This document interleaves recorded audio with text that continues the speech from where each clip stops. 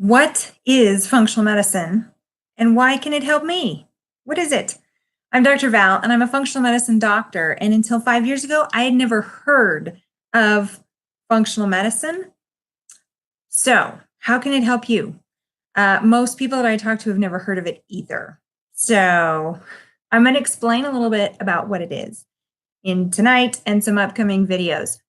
First of all, when you go to the doctor, it's usually because you have X, Y, and Z symptoms. I have arthritis in my knees. I have diabetes. I have high cholesterol. I have migraines. I have insomnia. I have hypothyroidism. I get heartburn.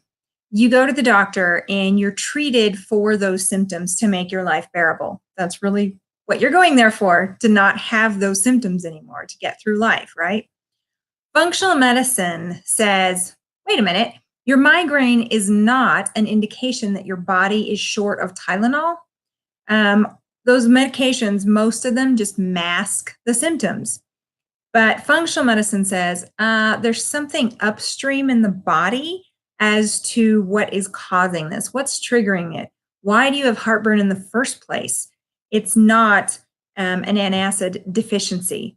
It's not because I eat really spicy foods once in a while. That really isn't the upstream cause. So functional medicine says, what is it that's causing this to happen and this to happen and this to happen and this to happen? So it very much goes upstream.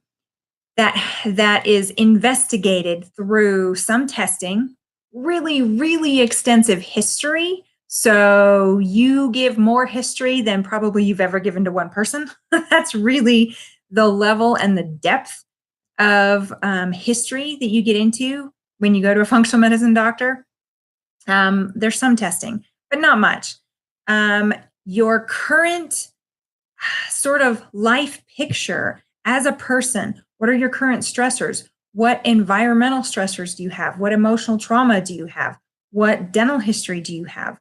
What past exposures? What birth exposures? What was your exposure to things in the womb? What were your parents' histories? I mean, all of that stuff we carry around with us as humans, and that influences our day-to-day health in that moment. So when you're talking about why do I have migraines, well, it's a little more complicated than it runs in my genes. My parents, my mom has migraines, my uncle has migraines, it's just genetic. That's not true. Genes play a role, but your exposures play a role, your stress plays a role, emotional traumas and things play a role, your nutrition plays a role, your gut health plays a role. All of these things are part of what we tease out in functional medicine.